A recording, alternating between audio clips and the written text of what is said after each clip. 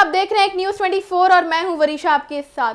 नीतीश कुमार जैसे ही एनडीए सरकार की इंजन बने हैं, वैसे ही यूपी के योगी आदित्यनाथ का इंजन फेल होता दिख रहा है। बात यहां तक सामने आ रही है कि योगी आदित्यनाथ पीएम नरेंद्र मोदी से नाराज चल रहे हैं। जी हां, उनकी कुछ कहा सुनी हुई है पार्टी से, जिसके कारण उन्हें फौरन दिल्ली बुलाया गया। संसदीय दल की बैठक में योगी आदित्यनाथ प्रधानमंत्री को नमस्कार करते रह गए, लेकिन योगी आदित्यनाथ को उनसे कोई रिस्पांस नहीं मिला और उनका सारा ध्यान बिहार के सीएम नीतीश कुमार पर ही था।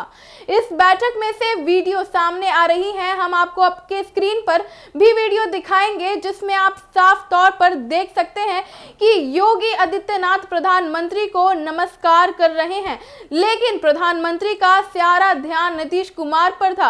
वह पीछे से आगे आकर दोबारा से वहां उनका अभिनंदन अभिवादन करते हैं।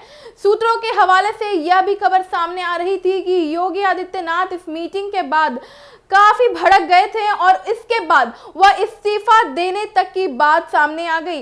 नरेंद्र मोदी के तरफ से उनको अचानक दिल्ली तलब किया गया। इस मीटिंग में उत्तर प्रदेश को लेकर कई महत्वपूर्ण बातों पर मंथन किया जाएगा।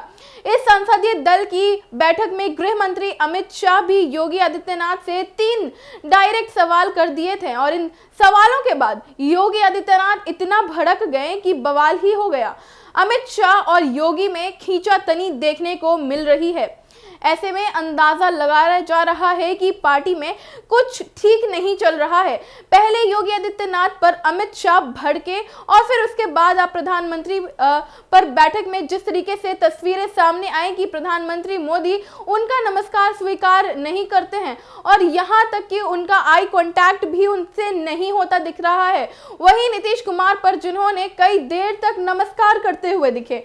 जैसे ही प्रधानमंत्री मोदी अपनी कुर्सी पर बैठते हैं तो उनकी कुछ बातें होती हैं, मानो कि नीतीश कुमार कोई उनका नया डिमांड रख रहे हैं।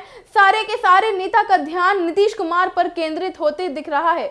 सूत्रों के मुताबिक खबर मिल रही है कि नीतीश कुमार कोई बड़ा डिमांड केंद्रीय सरकार में अपनी रख रहे हैं, जिस पर मामला अभी तक सेटल होता हुआ नहीं दिख रहा है। कुछ भी निर्णय लिया जा सकता है, पार्टी की तरफ से लिया जा सकता है कोई भी बड़ा निर्णय। नीतीश कुमार जैसे ही इंजन बने हैं, वैसे योगी आदित्यनाथ का इंजन उस पार्टी में फेल होता हुआ दिख रहा है।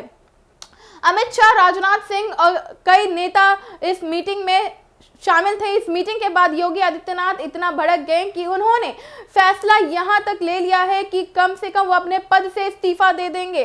जी हां, ये बड़ी खबर हो सकती है। यूपी में 80 में 80 सीट जीतने का दावा बीजेपी की तरफ से लगातार किया जा रहा था। 2019 की बात करें तो इसमें 62 सीट बीजेपी ने जीती थी, अब घटकर 33 पर आ गई है। इसका मतलब ये हुआ कि 29 सीटों का घाटा बीजेपी को सहना पड़ा है। दूसरा सवाल ये था कि सीएम योगी आदित्यनाथ से जो किया गया था वो है कि समाजवादी पार्टी ने कैसे एनडीए के सारे घटक दलों से ज्यादा जीत हासिल की है, यानी कि समाजवादी पार्टी अकेले आखिर कैसे एनडीए से ज्यादा सीटें जीत सकती है।